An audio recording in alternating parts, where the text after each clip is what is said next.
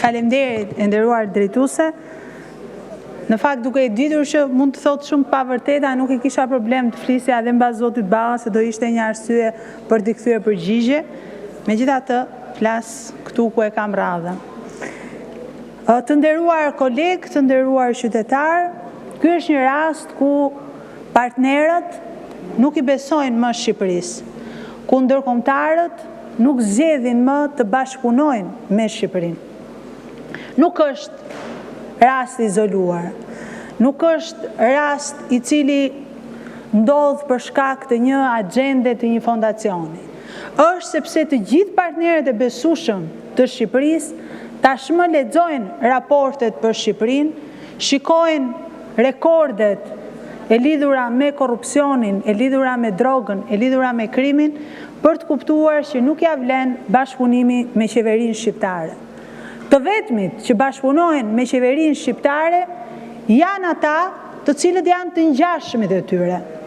Rasti i fundit i Federica Mogherinit e tregoi qartësisht se si një individ pa asnjë titull shkencor, pa asnjë kontribut në shkencë, as doktore shkencave, as profesor i asociuar, as profesor doktor asgjë, në shkeljet ligjit shqiptar bëhet rektor i një universiteti, vetëm sepse është ndërkombëtare, nga këto që mbështesin qeverinë e korruptuar. Dhe rektorja e këtij universiteti merr edhe miliona euro nga buxheti i këtij shteti të varfër, i këtij shteti që nuk investon në arsim, merr 17 milion euro nga Fondi Shqiptar i Zhvillimit për ato godina, i dhurohen godina nga Këshilli Bashkiak i Tiranës, vetëm e vetëm për ta mbajtur mirë me këta ndërkombëtarët e korruptuar. Që ajo të fliste sa afër integrimit ishe qeveria shqiptare, sa me standarde ishte qeveria shqiptare, sa i arritshëm ishte 2030 për qeverinë shqiptare. Të gjitha broçkulla, sepse ishin broçkulla të paguara dhe të paguara shtrenjtë nga parat e taksave të shqiptarëve.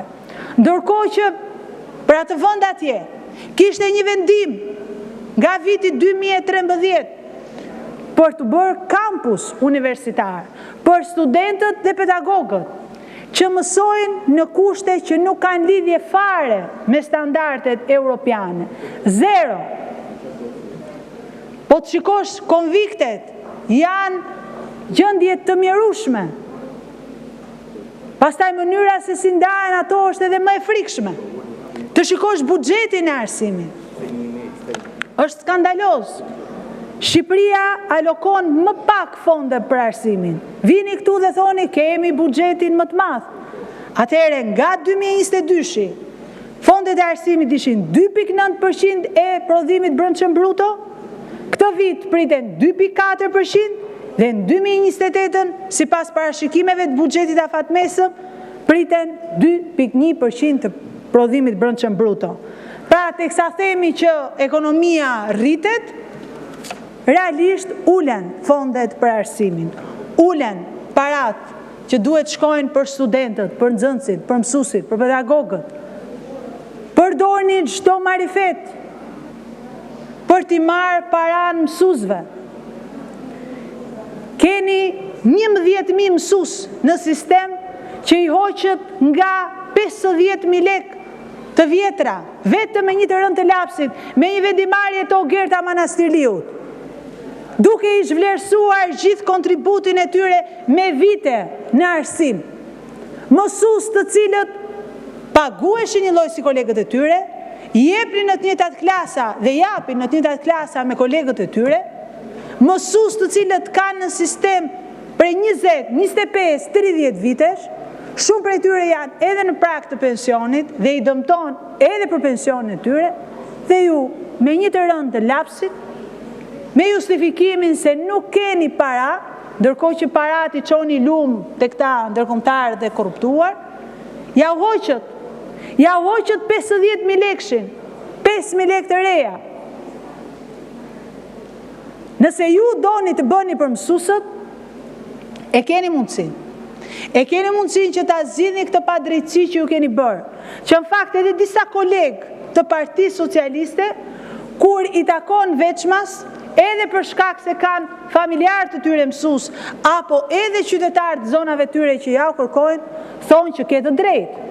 Unë kam bërë një propozim ligjor, i cili është konsultuar me sindikatën e mësuesve, me zonjën Alma Lama, dhe kërkojnë që t'i kthehet mësuesve dhe të njihen atë shkollim që kanë bërë para se të vendoseshin standardet e sistemit të Bolonjës.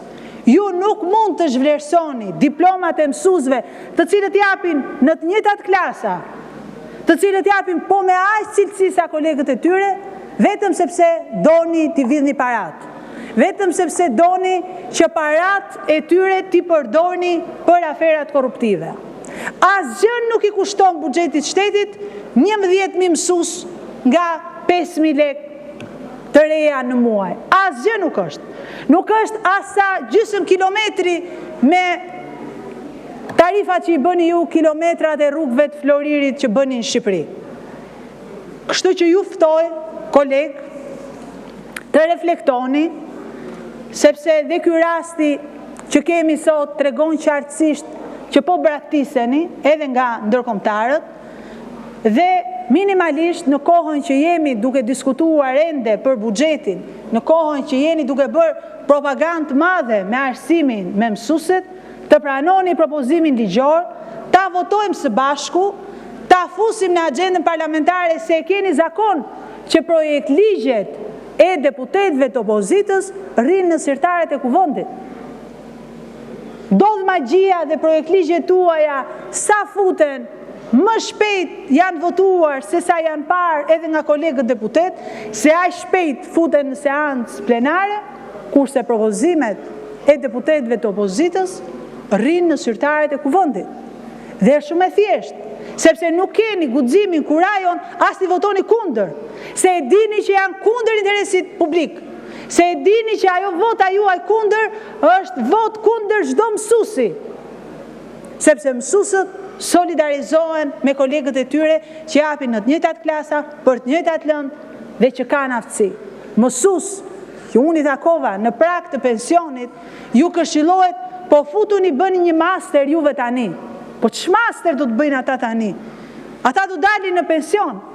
Ata i kanë të gjitha kualifikimet me institutet që kanë bërë, me sistemin para Bolonjës, të njohura. Ju i thoni, futuni bëni një master.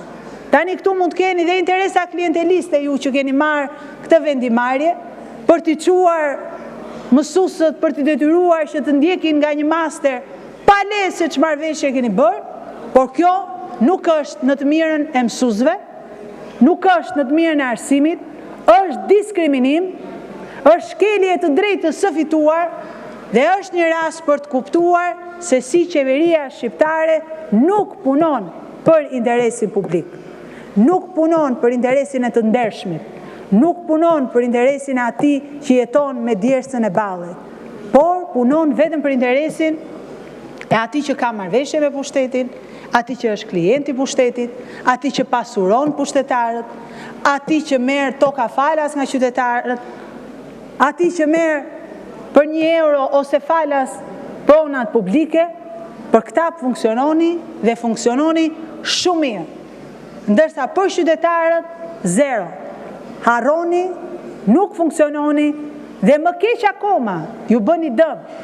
Se ndërkohë që bënit propagandën që do t'ju rrisnit pagat mësuesve, ja u rrisnit me 35.000 lekë edhe ju hishnit 50.000 lekë. Dhe prap ishin me minus mësuesët e ndershëm punëtor të këtij vendi.